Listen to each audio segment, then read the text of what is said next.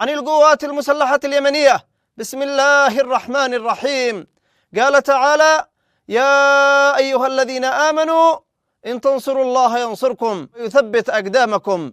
صدق الله العظيم.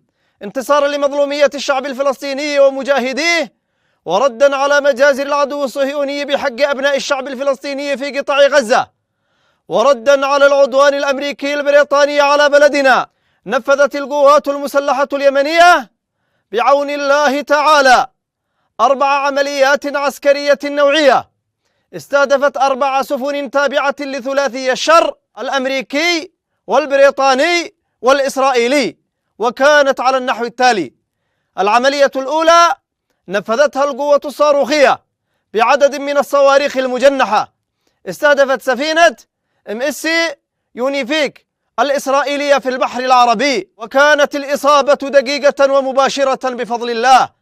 العملية الثانية نفذتها القوة الصاروخية والقوة البحرية بعدد من الصواريخ البالستية والمجنحة، استهدفت سفينة ديلونكس النفطية الأمريكية في البحر الأحمر للمرة الثانية خلال هذا الأسبوع.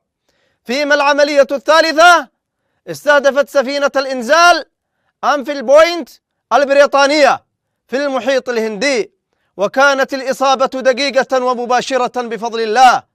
وقد تم استهداف السفينة بعدد من الصواريخ المجنحة من خلال القوة الصاروخية في القوات المسلحة اليمنية.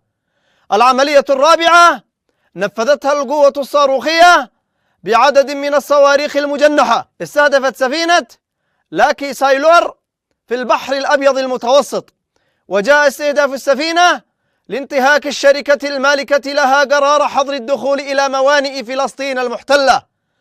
إن عمليات القوات المسلحة اليمنية لن تتوقف إلا بإيقاف العدوان ورفع الحصار عن الشعب الفلسطيني في قطاع غزة. والله حسبنا ونعم الوكيل، نعم المولى ونعم النصير.